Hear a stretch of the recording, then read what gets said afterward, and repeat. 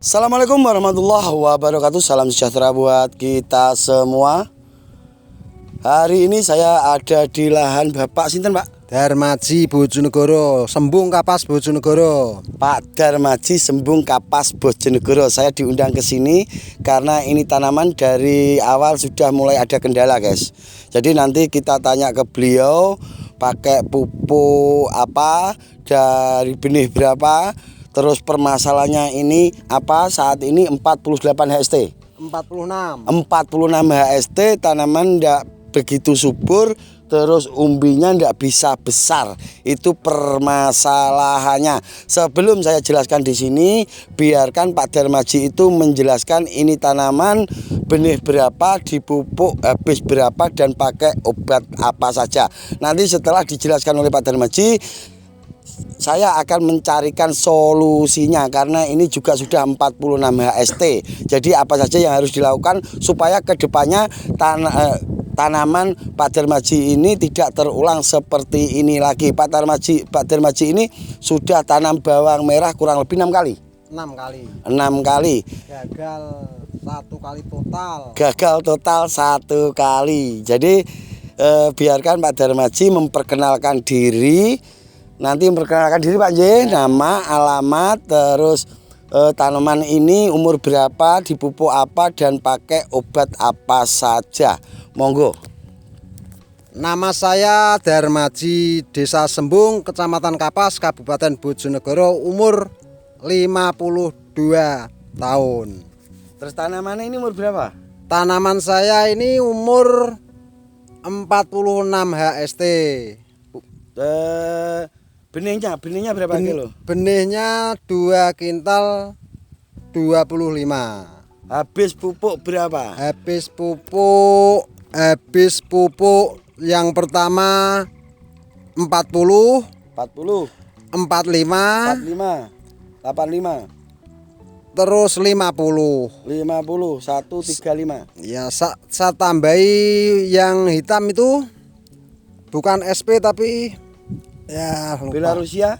Enggak. Pertipos. Satu sak. 135 tambah 50.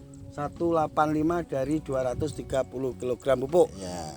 Fungisida pakai apa saja? Fungisida pakai, walah lupa, enggak ada anu. Oh, lupa. Ya. Ya Remazol P. Ya, tapi sekarang sudah enggak saya spray Remazol P. Oke. Dan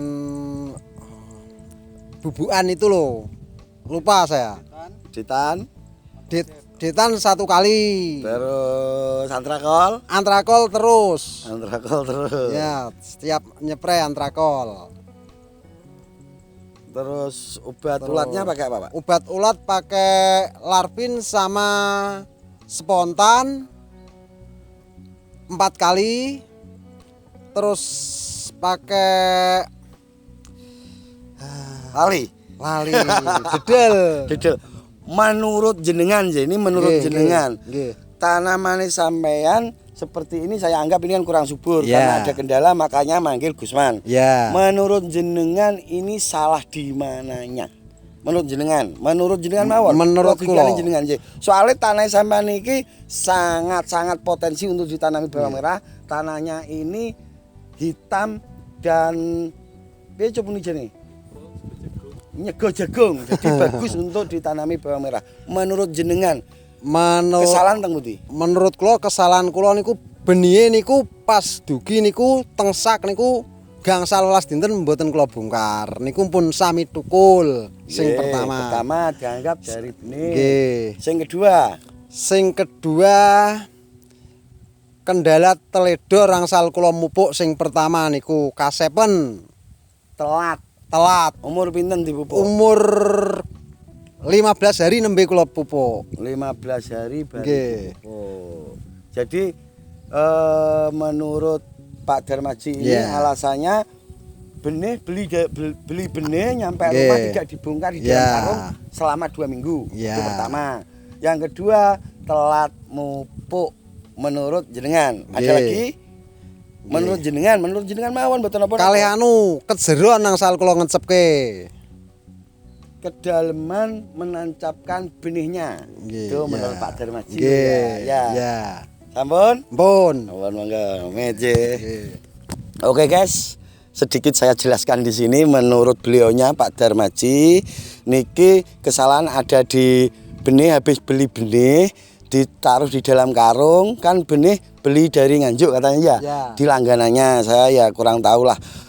Terus di dalam karung selama 2 minggu tidak dibongkar. Akhirnya di situ kan lembab. Nggih. Nggih. Kados akhirnya enten nyenyek ngoten niku nggih. Baru dibongkar, terus ditanam, dan kesalahan yang kedua kata Pak Darmaji mupuknya telat. Oke. Dan yang ketiga tadi apa? Teledoren nang sale mupuk pun. Iya. Oh, ya keteledoren. Oh, yang ketiga nanam benihnya terlalu dalam. Kejeron guys, jere wong Bojonegoro kejeron.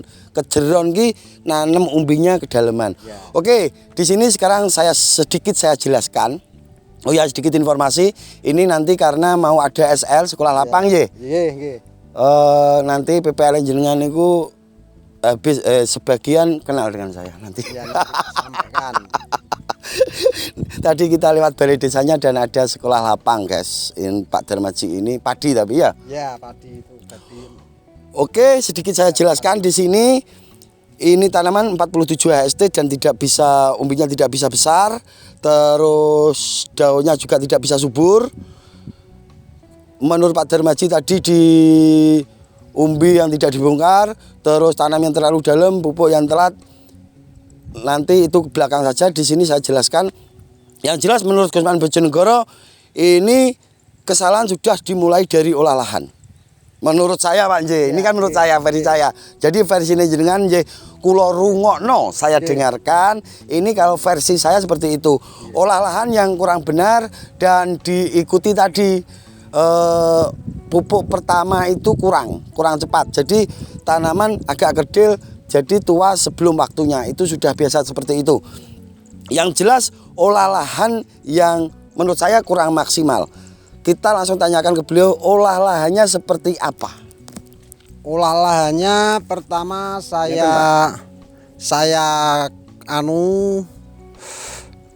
kalenane kula unggah-unggahke nggih. Dideblokno nang pinggir. Nggih. Mboten diratakno mboten. Pokoke di pinggir. Pinggir. Nggih. Terus kula kultivator. Oh. Selang 1 minggu kula kultivator. Oh, ngoten. Mriki kula jelasno nggih. Ini olah lahannya. Ini lumpurnya cukup ditaruh di samping. Terus dikultivator. Ini kesalahan. Ini sudah cara lama. Ini sudah cara Firaun muda, zaman Firaun muda. Jadi untuk saat ini ngeten Pak J. Olah lahan itu pertama naikkan lumpur itu jangan di samping. Langsung ke atas bedengan, rata. Pokok habis panen naikkan lumpur ke atas bedengan rata, kanan kiri naikkan, jangan ditaruh di pinggir. Kenapa? Karena lahan yang kita tanami ini butuh pembaruan, butuh peremajaan. Jadi kalau yang sampai tanami ini selalu ini terus Pak, kalau ditaruh di samping tok, ini unsur haranya habis.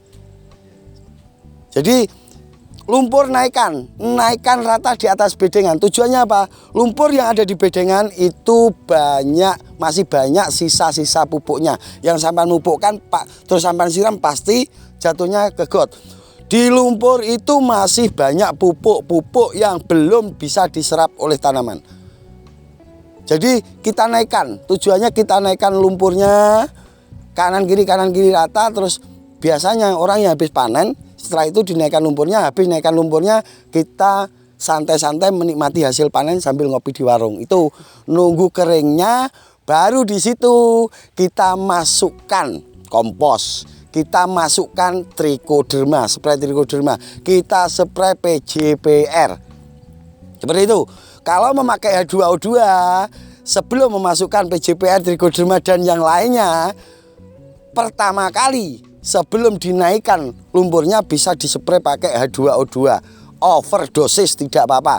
Tujuannya apa memakai H2O2? Menetralisir lahan. Jadi lahan benar-benar sudah steril. Untuk dosis H2O2 saat sebelum ada tanamannya bisa menggunakan 250 ml per tangki sampai setengah liter per tangki, tidak apa-apa. Yang konsentrasi 50% pun tidak apa-apa. Jadi spraykan.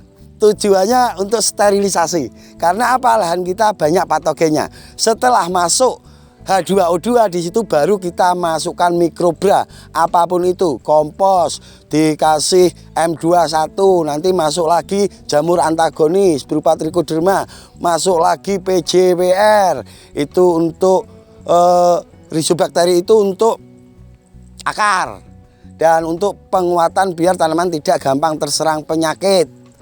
Jadi ada tahapan-tahapannya Pak Y. Ini saya akan menjelaskan dari olahannya itu saja. Dan yang lainnya ya itu yang sudah dijelaskan tadi, permasalahannya seperti itu. Tapi kalau menurut saya ini permasalahan di olah lahan. Dan kalau saya bisa bilang olah lahan dan benih. Saya tidak bilang benihnya tidak berkualitas, tapi kesalahan Pak Darmaji sendiri habis beli benih itu di dalam karung selama 15 hari tanpa dibongkar. Kalaupun itu kemarau masih aman, tapi kalau masih ada hujan, posisi ada di dalam karung itu akan lembab dan akan merusak umbi itu sendiri. Jadi yang pertama, kesalahan ini ada di olah lahan menurut Gusman Bojonegoro. Dan kesalahan kedua, saya setuju pemupukan telat. Bawang merah itu pemupuknya jangan telat. Karena kalau jika pemupukan itu sampai telat, nanti tanaman kita itu akan menua sebelum waktunya. Kerdil itu salah satunya. Tapi saya lebih condong ke pengolahan lahannya. Untuk tanam berikutnya akan saya dampingi dari olah lahan sampai pasca panen. Tak jamin gratis Pak. Oke, terima kasih Pak Gusman. Ini penjelasan saya untuk tahapan-tahapannya guys. Dengarkan baik-baik, ini ilmu cuk. Karena ini ada molernya juga tanaman kerdil. Jadi untuk tahapan berikutnya ini menurut saya harus di rolling tanamannya. Ini bisa nanti kita tanami kacang hijau atau kedelai ya Pak ya. Kalau mau ditanami langsung caranya seperti ini guys. Naikkan lumpur semuanya yang ada di kot di atas bedengan. Biarkan selama seminggu sampai 2 minggu. Sebelum dinaikkan lumpur bisa dispray pakai H2O2 tadi dengan dosis yang tinggi. Habis menaikkan lumpur bisa dispray H2O2 lagi. Jangan masukkan kompos dulu. Habis itu kalau kita sudah merasa lahan kita itu sudah steril, kita bisa bisa masukkan kompos. Setelah kita masukkan kompos, bisa kita spray trichoderma, itu komposnya. Terus habis itu bisa kita spray PJPR. Habis itu kalau sudah merata bisa kita kultivator.